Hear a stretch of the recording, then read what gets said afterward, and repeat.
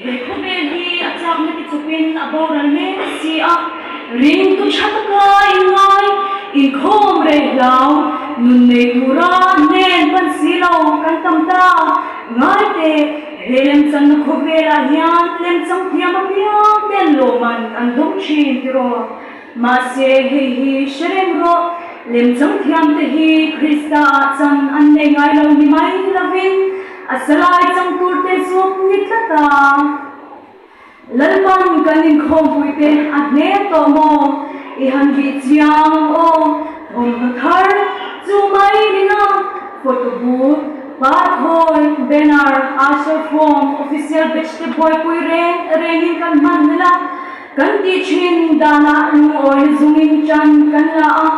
harang thiam hindu damero kan lam sia lesi kaning kompuya yan harang thiam him ang patalaw ani thai mai law mo Vain hi mission khatan pathiani ania chen khatan swan inzaini fashion show nreng changa kan mangta berabu tela abang chonglo hapta ka chung swaten finan ko sutnen bible zakzain swan nei lawang shimin sir kan sonen mase ruido boeta me ti khaya kan chang zauta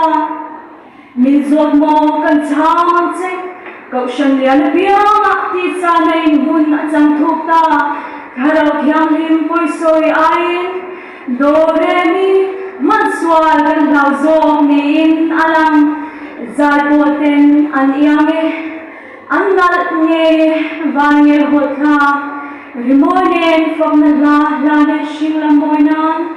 Christian ro puin chang tak mo lần gian hun chăm phang kan khele don ta mo Bethlehem lam o mase alem bo advance Christmas alem boy puin kan man vel le si kan theng ta chenga December ni som hi panga lal hirda pa manu kan tam le don mange cậu shen zai khom mun shelo zan le thalel mi kan chalai waten an ko vel hun du am ta ka mang turin mun khar laman panta o